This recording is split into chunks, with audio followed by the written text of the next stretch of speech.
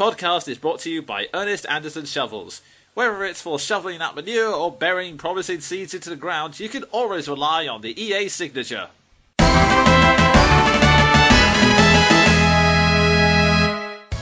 Hello and welcome to Monkey Broadcast, a monthly review and discussion show with me, the Jonin Monkey. And me, Sven the Crusader. And here we are in February. The month with hardly anything to say about it. Yeah, let's just settle for the usual joke. The month of single people and Valentine's Day. Oh yeah, that's a thing that happens. It's easy to forget whenever you don't have any reason to celebrate. Sob. Anyway. Not too torn up about it. But yeah, let's not dwell on this any further. Instead, let's go straight into Q&A!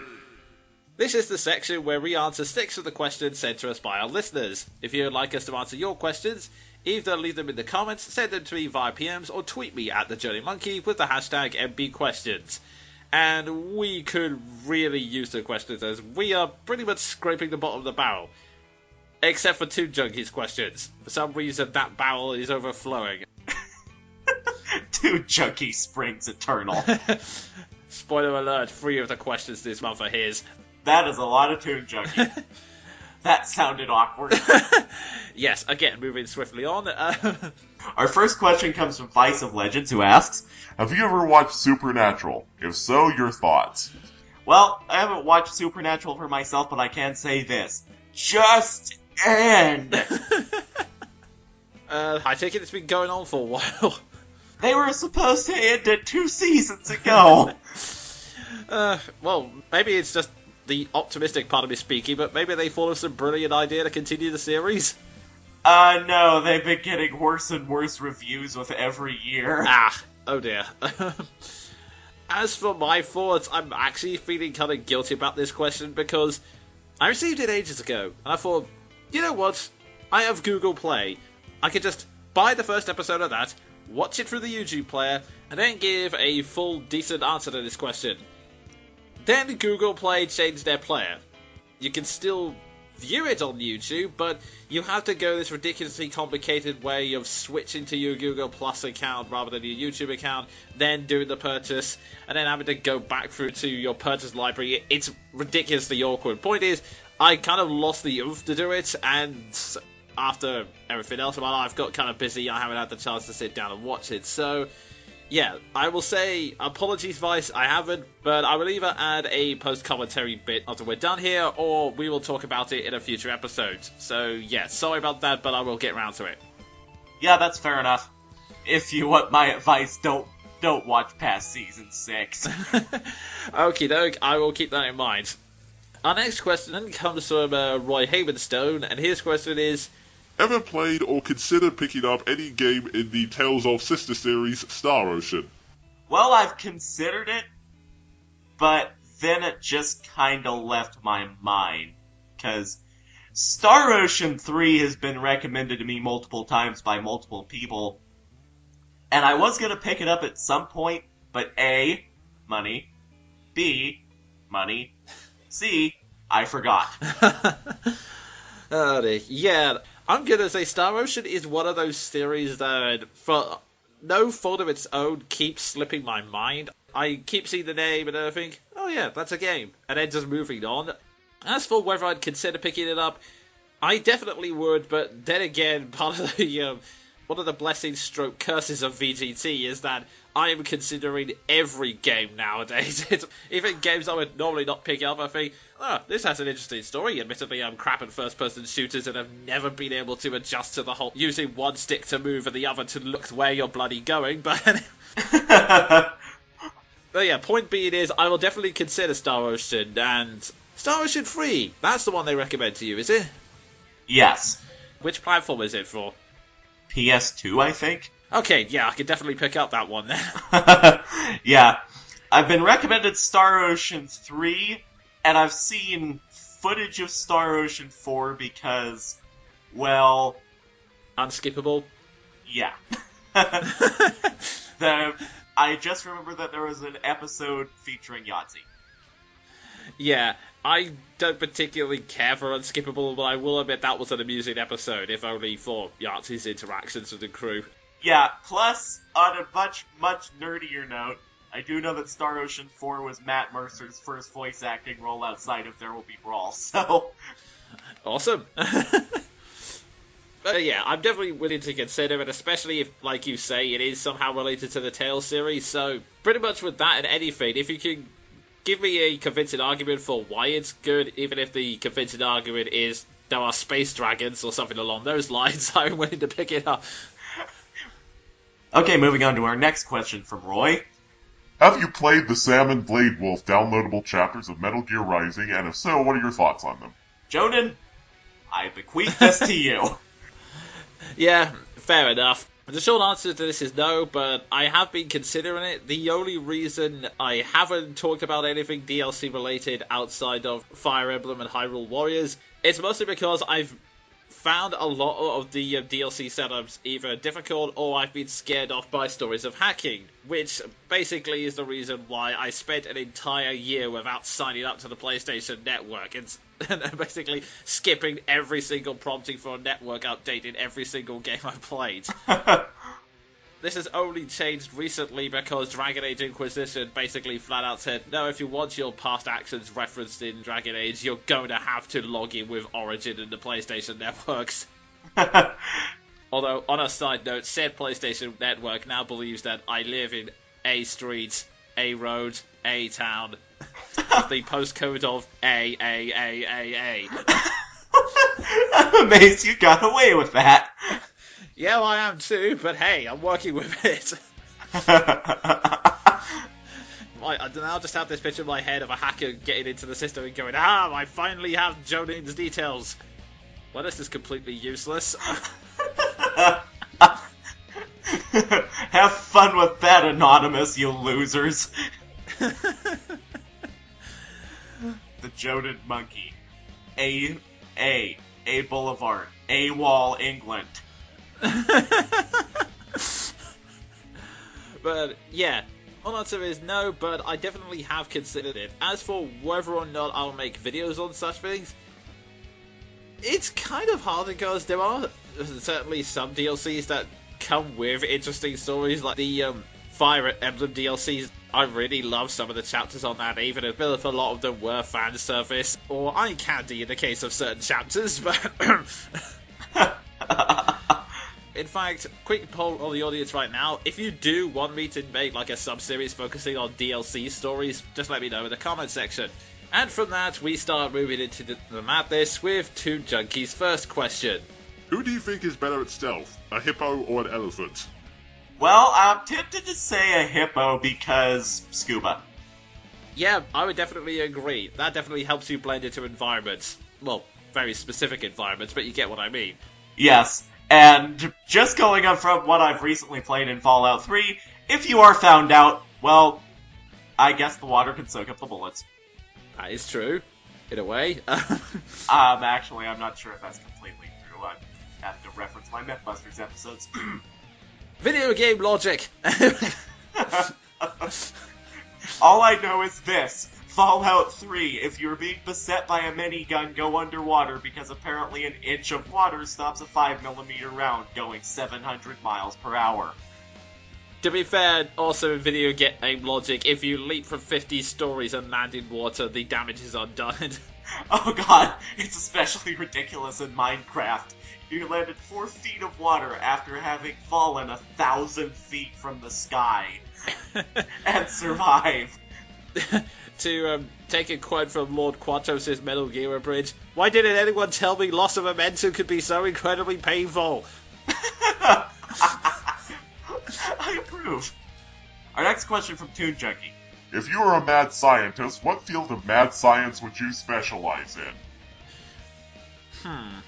I would say weapons development because as fun as it would be to build robots or create evil mutant creatures, studying narrative has led me to realize that doing so will end up with you dying a karmic death. So yeah, I'll go with weapons because that way I'm sure that unless someone's pointing the weapon at me, it won't kill me.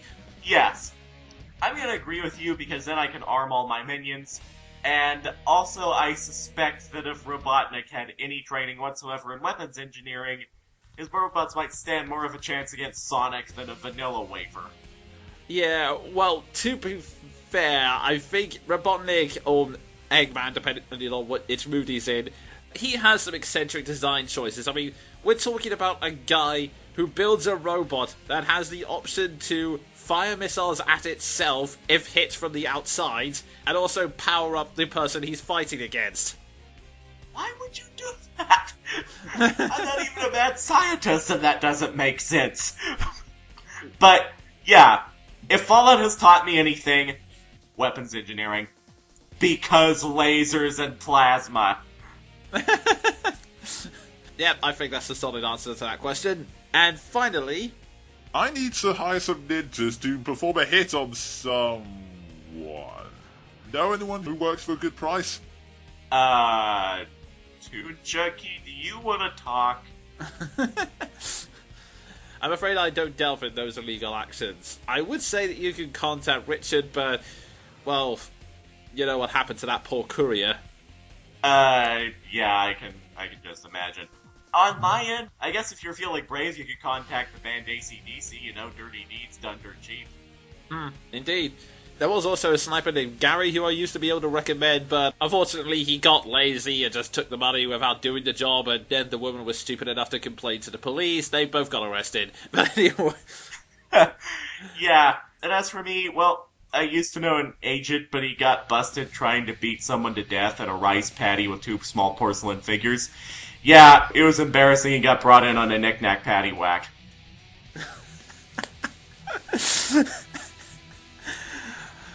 I think that's a good end for this session of Q&A, don't you?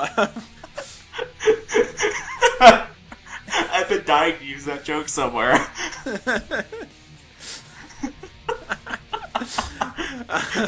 Thank you, Toon Junkie. So, on that note, we move straight into Reviews! This is the section where me and Sven choose one thing we've read, watched, or played, and basically give an in-depth review on it. Sven, do you want to go first, or shall I? Well, I have one thing I can review that's not exactly big enough for a full review because it has no story to speak of, but I can't really go into my anecdotes about this game in quickfire reviews. So, Mount and Blade Warband. Think Heroes of Might and Magic meets Total War. Okay, so kind of a strategy RPG. Yeah, basically, think of the strategy RPGs we played minus all the anime pretty boys. Okay, fair enough. That's the best way I can think. That's the best way I can think to put that. Basically, in Mount and Blade Warband, the premise is simple. Basically, the premise of Mount and Blade Warband is simple. You play a mercenary in the chaotic kingdom of Calradia, working for the 6 warring factions, or for yourself if you choose to go the bandit route. It's totally a viable option, by the way. Huh. And that is completely the extent of the story. You either go the bandit route and declare yourself a new king, or you work for one of the existing kings. I doubt that premise on its own to be spectacularly interesting, but this is a strategy RPG. And as we've determined from my stories about XCOM, strategy games lead to ridiculous, amusing stories. So, how difficult is it particularly? Is it kind of like Fire Emblem where you have to level up the units, or is it kind of like Advance Wars where you can just send in all of your units all at once? Think of a combination of both, because you have heroes you can hire, or just take on for free if they're desperate enough, and to use Fallout terms, these heroes are essential. They can't die, and you level them up personally. The Advance Wars side comes in whenever you recruit all your mooks, because the mooks are what you need to win the battles. Okay, so they're kind of just split up into 2 separate classes then. Yeah, heroes and mooks, basically. Mm-hmm. And this is where I'm probably going to start an anecdote, but how's the difficulty? It depends. If you decide to go with the traditional route and join one of the kingdom, that's fairly easy because you're given a village to recruit an endless string of mooks from. If you decide to go the bandit route, well, good luck. Because what's going to happen is this. once you get your enterprises off the ground, those are your facilities that produce constant streams of money so you can recruit mooks, you're gonna have to take a village from one of the kingdoms and go to war with one castle to your name. Oh. I don't know how, but I've seen exactly one person manage this. Kikofskia on YouTube. I doubt you'll ever watch this because he's a prominent Let's Player, but props to you, sir. I tried that. It didn't work. Oh, good. So, yeah, that does seem like a bit of an uphill struggle, not gonna lie. Yeah, and to be honest, even if you do go the traditional route of joining a kingdom, it can be an uphill struggle because, personal story here, through the course of playing enough of Mount and Blade Warband to muster a review, I played no less than 6 games. Every single one, I joined one of the kingdoms. And every single one except number 6, the kingdom I joined immediately went to war and got crushed. Ouch. And invariably, the shitty fiefdom they gave me was right on the border. Oh god, so basically you were the first village in every RPG that got burned to the ground. Yes, I was Midgar!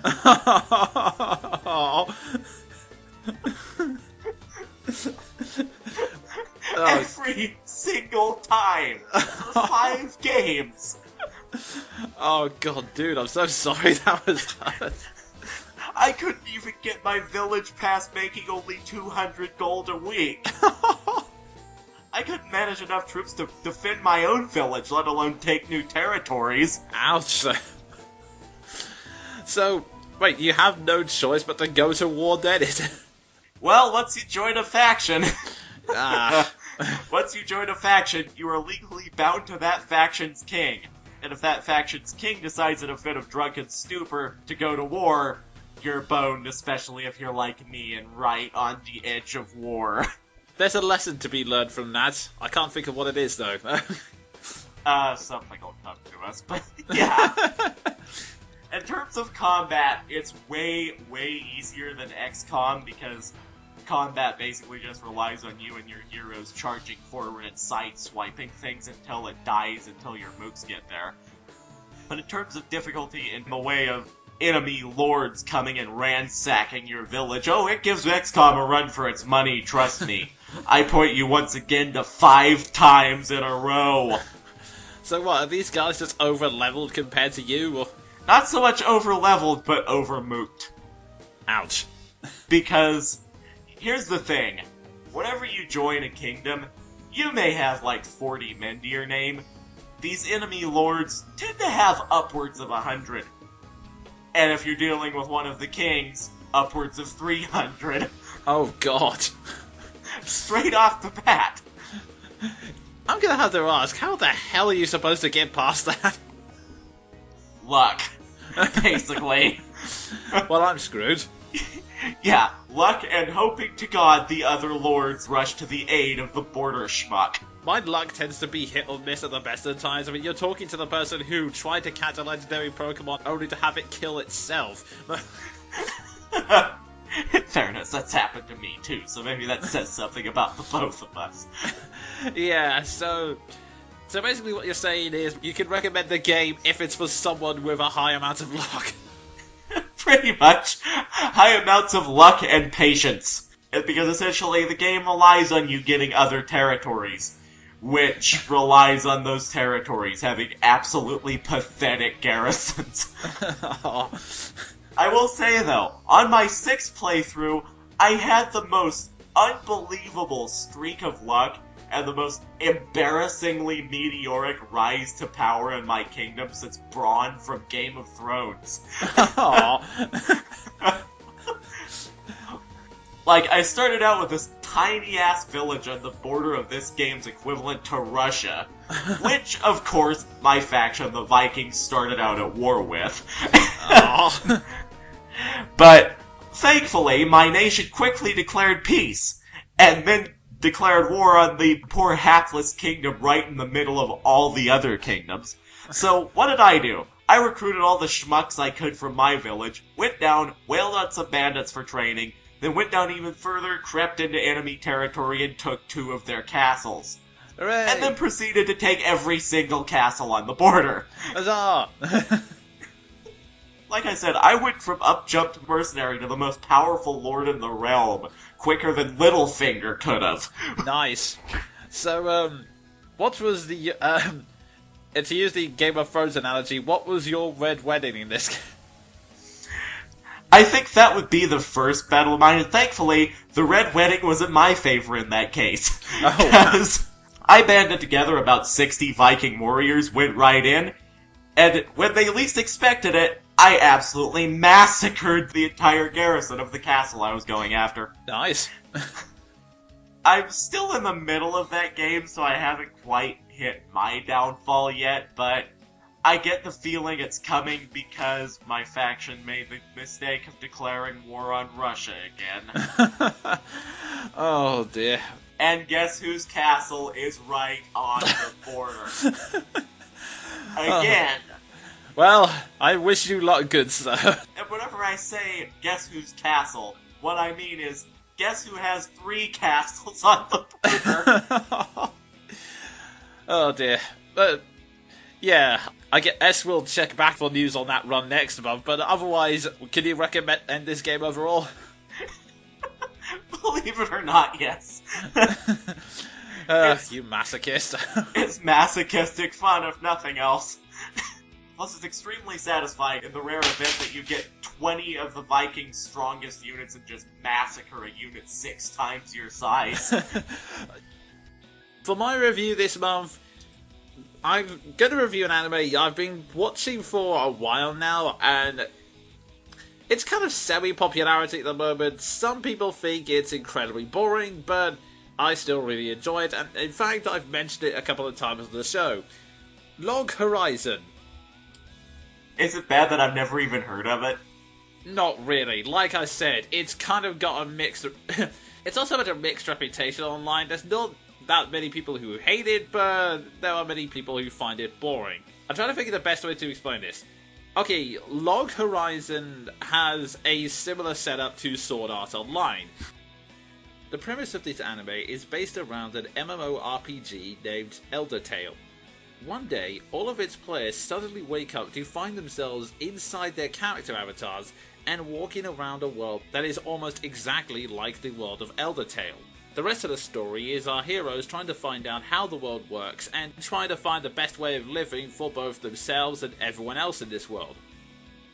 So it has the whole scenario of players trapped inside an MMO, and I'm obviously talking in broad strokes here. There are some minor differences, like in Sword Art Online, if you died in the game, you died for real, whereas in Log Horizon, one of the things established very early on is that the game rules still apply, so you still get revived as soon as you died, but yeah, the point is, they have a similar premise, but I think the biggest difference to them is that they go in completely different directions. Like, I reviewed Sword Art Online last year on Monkey Broadcast, and I mentioned how Sword Art Online was about trauma! Yeah. Yeah, it is a ridiculous emotional roller coaster that you can either find incredibly exhilarating or incredibly funny, especially in Season 3, which I decided to watch after dumping Season 2, and let's just say it gets even funnier. Oh my god. You mean it gets even harder to take seriously after the one-dimensional cartoon Psycho who shares his name with a murdered prince in Game of Thrones? Okay. The next 10 seconds are spoilers, so skip ahead if you don't want to hear anything. Season 3 ends with a girl dying of AIDS who is apparently so popular in the MMO, everyone comes to her digital funeral. It's not even a funeral, it's literally the instant she's dying. Everyone in the game suddenly knows about it. I don't have any words for that. But yeah, moving swiftly on. Log Horizon is the opposite extreme. Oh god. Is it like so gritty it could make Game of Thrones look like smooth marble? It's not so much in terms of tone. It's more the fact that whereas Sword Art Online kind of does everything for the sake of drama, whether or not it makes sense. Log Horizon spends 90% of the time making sure that everything about it makes sense. In fact, there is a site, I really wish I could remember his name off the top of my head, but he runs the website called Ron Every Time, which I recommend checking out because he has some interesting articles and reviews on anime. But he said that the main draw of Log Horizon is the world building, and I think that's the best way to describe it, because I think a lot of the reason that people find it boring is that it kind of has a very analytical way of presenting the drama and the combat, and I'll get more on the faults on that later, but the positives are the world it builds actually makes a lot of sense. Like, I feel kind of mean for saying this, but Log Horizon is basically Sword Art Online written by someone who's actually played an MMO in their life. So, probably immensely better. Yeah, in a way, like, I think the best way to explain this is Sword Art Online briefly touches on game mechanics and occasionally makes reference to stuff like certain death animations, characters being leveled, parties, etc., but it only ever does it in a very vague sense, and it was very prevalent in Season 3 that whilst they would vaguely talk about strategy and, oh no, he's about to do that attack, that guy's more defensive, he's blocking most of the stuff, hey, I think I found a weak point, and that kind of thing. Ultimately, all the battles came down to one of the characters' swords glowing and then going, you know, Dragon Ball Z crap. Battle cry so loud Link would blush. Yeah, pretty much, but the way Log Horizon works is that it goes full in depth into the mechanics. Like, it's surprising that Elder Tale hasn't actually been made into an official game yet, because it really goes into every single detail, and this leads me to how the combat works out.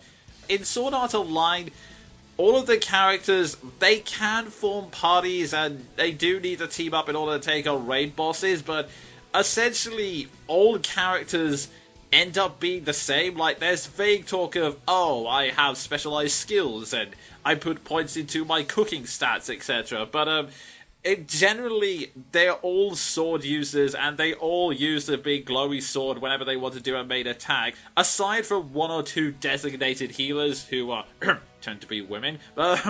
Yeah, of course, because shonen. Yeah, like, it's basically just the same as any other type of anime fantasy combat. Log Horizon goes much further than that. Like, the main character, Shiro, you could be forgiven for saying that he has the same, like, power fantasy qualities as Kirito, in the fact that he is an amazing strategist that is able to think up with complex plans on the fly. But it's actually set up so that, in combat-wise, he cannot take on armies on his own. He is an enchanter class, which specializes in raising stats and status effects. He doesn't have any offensive attacking moves. He has to be in a party. And the supporting cast do all have designated roles, and that's something the anime states right off the bat. Like, in the second episode, they get into a big fight, and Natsugu, the warrior, takes on the main role of absorbing all of the damage and drawing the aggro, basically being the tank, and the show actually calls him as such. And then the assassin, Akatsuki, has to basically sneak around the battlefield and do the criticals. So it takes the gameplay mechanics into account and actually develops all of that. So every single character is one of a series of set classes and has a very specific list of strengths and weaknesses that they have to adhere to at all times during the combat. Holy crap! Strategy and shonen! I did not think I'd see the day after Naruto abandoned it. Indeed. Granted, this tends to lead into characters analysing and strategizing every single part of the fight, which I think is why some viewers find it boring, because a lot of the time the tension comes from the fact that they're trying to pay attention to the cooldown time from an attack or something like that. But once you really get into it, it is surprisingly gripping, especially when they start taking on raid bosses, because, again, in complete contrast with how Sword Art Online does it, its raid bosses are not the same as giant monster you have to fight. They flat out go, right, okay, this boss is gonna take a long time, and we're probably going to lose the first battle, so let's take as much information about it as we can, regroup, try and think about how we're going to deal with it, and then get into it. So, like an actual MMO. Pretty much, yeah. Just going on the combat alone would be enough, but it's just amazing how much actual thought and detail they go into. Like, one of the first conflicts in the first few episodes is they quickly establish that you can't die this game. If you lose, you just get revived at the same respawn spot everyone else does. So, the problem is, because no one needs to eat, and because all you really need to survive is a couple of gold to stay in an inn and to recharge your health, everyone's basically resorting to player killing because there is literally nothing else to do. So their first point of action is actually trying to establish some kind of council and constitution for this new world. And that's the kind of thing that is really fascinating about this show. Just the kind of conflicts you would never expect to be brought up, actually brought up. And again, this kind of shows why this show may not be as dramatic as other shonen shows, but the people actually behave and discuss things in a smart manner.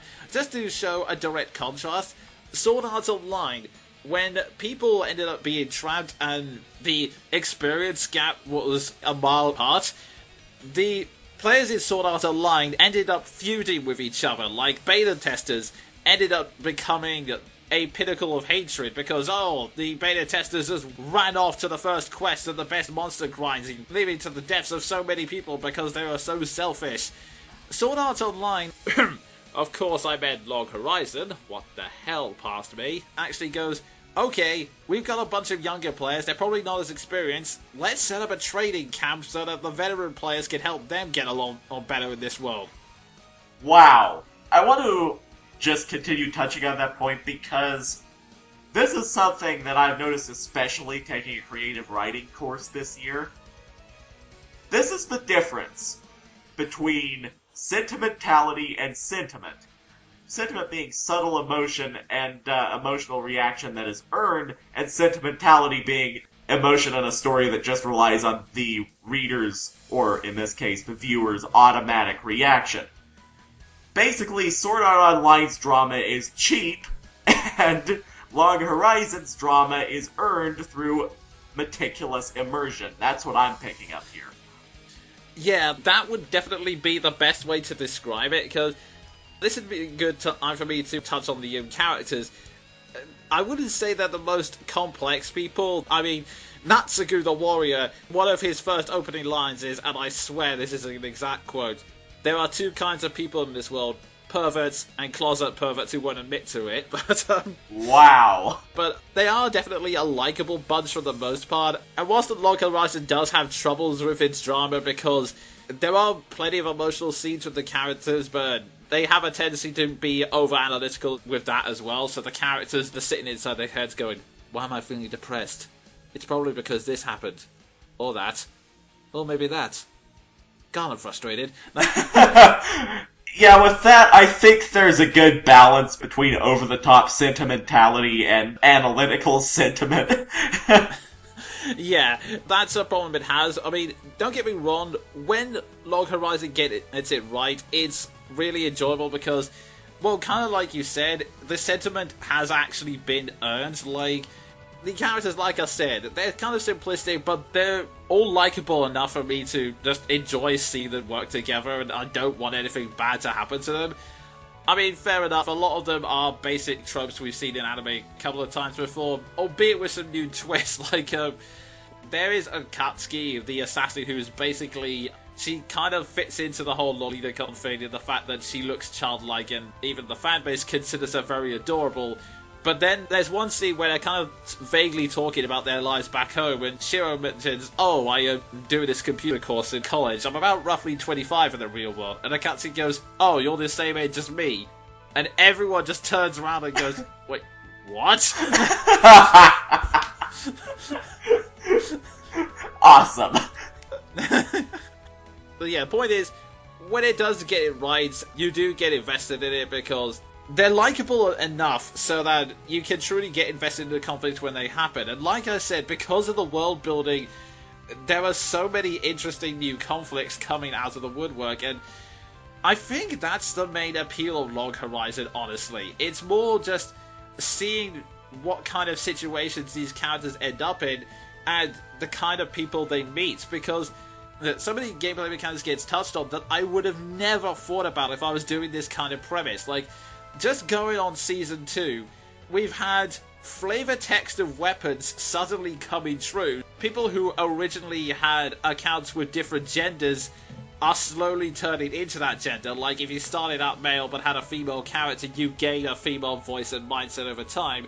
And, the most surprising of all, they encounter a character who, I kid you not, is a Chinese farming bot. What? Oh my god! Oh my god, all my days of playing MapleStory have come full circle. Yeah, I'm not making this up. There's like one character they meet who seems to be monotone, and at first you're thinking, oh, it's just anime, they're trying to do it as a character quirk, and then it's revealed, actually, no, it's a Chinese farming bot that's gained sentience thanks to this whole world shift. Oh, that's brilliant. I think I'm gonna watch this series, and I haven't said that about an anime in 5 years. Yeah, like I said, if you go into it expecting it to be more about the world building than drama, I can definitely recommend this series. It might be a bit too analytical for some people, but honestly, the show has managed to maintain my interest for this long, and whilst it has dragged in some cases, it's never been to the point where I've wanted to quit the show, so... Well, that's good. It's definitely got about 1,000 over on Bleach, then. Yeah.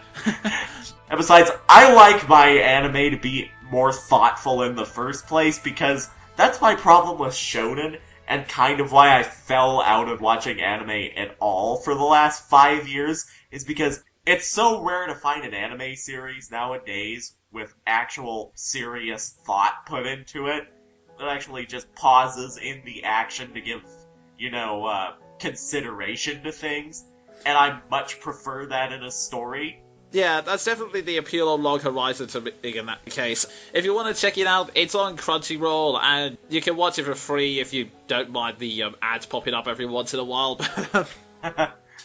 But if you spend any time on YouTube, you should be used to that by now. And also, I have an ad blocker. Fiend! There is also an English dub available for the series, however, I cannot comment on it. Reason being, at the time of recording, the DVDs are only available in North America, and whilst some people have posted clips of it on YouTube, in order to avoid copyright claims, they've cropped the image to heck and sped up the audio, meaning you cannot possibly make a fair judgment of either the dub or the show itself. That's all I can really say about it. The show interests me, and I'm probably going to continue following the series for as long as I can. Yeah, that sounds good. And I am probably going to look into it, because, like I said, I've been looking for an anime series that actually puts actual thought into it since Naruto gave up the ghost. Yeah, the other thing I will want on you, aside from one or two cheesy jokes, another aspect that Log Horizon could do some work on is the opening song of the anime. There is a certain charm for it, but 90% of it is bad English rap. Not Sonic Adventure 2 again. Well, since we're in that mindset... Oh no! Don't! Please don't! A wall of pure fiction cracking in my head as addiction of the world still spreads. Oh my god, it's like Galnerius. Yeah, kind of, if they were into rap. Now see, the thing is, nonsense lyrics sound good on metal, but not in rap. Oh dear. But yeah, for all of its faults and slower pace, I can definitely recommend Log Horizon, and now we're going round and round in a loop, so time to go very swiftly to the next section. Quick fire reviews. This is a section where we review everything else we've read, watched or played within a maximum time limit of 60 seconds. First, I'll start off by recommending another series whilst I'm here. Final Fantasy VII Abridged, and because I know there are several on YouTube, the one by Cloudstrife 8, aka the Renegamers. This is an enjoyable abridged series, and frankly, in terms of writing, I actually find it better than Team 4 Star's Dragon Ball Z abridged at points. It's hard to describe without spoiling anything, but the comic timing of this series is just absolutely brilliant, and there's a part of me that actually prefers the alternate versions of these characters over the canon ones. It's a hilarious series, and I definitely recommend you guys check it out. Wow. Okay. I think I might look into that too. Yeah. That being said, it's not difficult to get more entertaining than the original cast, considering what Final Fantasy VII was in the first place, which was just dark, gritty angst. I'm looking at you, Cloud. Also, speaking of the character concepts, Barrett, who is literally just every black stereotype crammed into Mr. T. Yeah, and they play on that. In fact, they play on a lot of the character things. Like, I will spoil one joke now. One of the main character alteration they've taken with Kate Sith, aka Reeve, is that he's basically a very grumpy, snarky member of Shinra who hates his job. And he came up with the premise of, okay, I was told to try and make my way into the group with a robot body, but I didn't want to do this, so I came up with the idea. I would build a robot that is essentially a Scottish cat with bat wings riding on top of a big fat white Moogle so that nobody would want me to be in their party and I could say that I did my job. Unfortunately, that didn't work out that way. Okay, yeah, I'm checking this out because this sounds like the sort of series that could actually invest me in these characters, which is good because in the original Final Fantasy VII, the only characters I cared about were Tifa, Yuffie, and the Turks. Oh, yeah. So, Sven, do you have anything to review on your end? I have something extremely briefly to review in music. Blind Guardian's 10th album, Beyond the Red Mirror. There's really nothing to say beyond the fact that it's Blind Guardian and they get more over the top with every album they produce. I can completely recommend it to pretty much anyone who likes sci-fi, fantasy, metal, and, well, nerdiness. Fair enough. I would also recommend the song Distant Memories, for the record. And I would specifically recommend the song Grand Parade. Holy crap. I wasn't able to get a chance to listen to that one because they swiftly taken it off YouTube, so I'm just going to have to bite the bullet and buy the CD.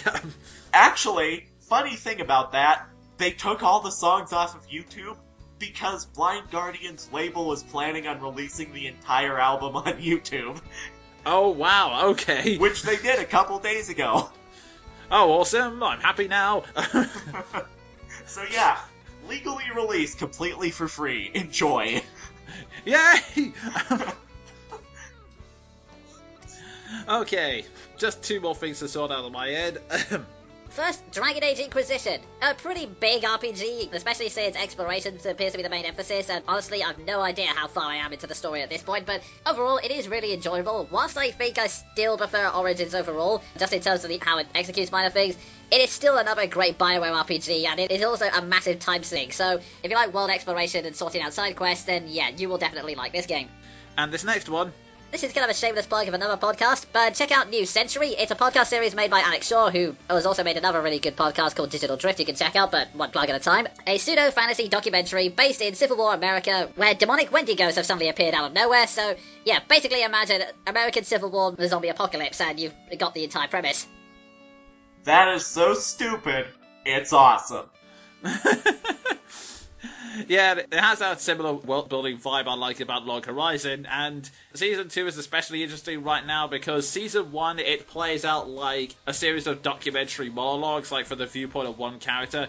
Season 2 starts having actual character interaction in a kind of radio drama sense, which definitely breathes new life into it. So, yeah, if that kind of alternate history angle interests you, definitely check it out. Awesome! I think I might look into that too. Wow, I'm getting a lot of recommendations this episode. Hooray! Now, as for my last review, something that I just thought of that I can commentate on. The latest few chapters of Bleach. What? Seriously, what? Okay, that's gonna require some explanation. I'm not sure I can explain, the main antagonist and the heroes infiltrate the Soul King's realm, and Juhabak kills a member of the Royal Guard, but not really. Then sticks his sword in the Soul King, then Ichigo pulls it out, and the Soul King apparently dies, and the Soul Society starts to crumble. What? What is going on? You sure you don't want to jump off that sinking ship, Sven? It's morbid curiosity. I'm barely paying attention at this point. I wrote this off of the Lost Cause whenever I said nuts to your berries and quit in 2011, but... Ah, yes, that short-lived post of Bleach correspondent. Yeah. I quit within the first month. But, yeah. If there are still people following this series, why? I can only assume someone is, unless TD Kubo's just doing it for himself and Shueisha can't be bothered to fire him at this point. Yeah. Oh god. At this point, I think I can best sum up Bleach as a quote that I said to a friend of mine recently. I think you'd find better writing on the back of a jug of bleach than you'd find in Bleach.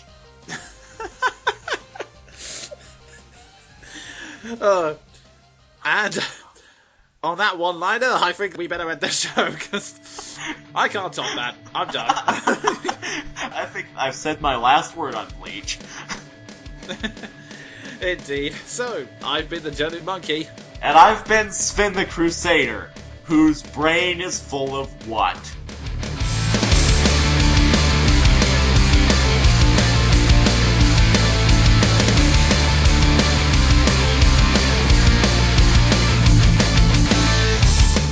That was Monkey Broadcast, a monthly review and discussion show hosted by the Jonin Monkey and Sven the Crusader.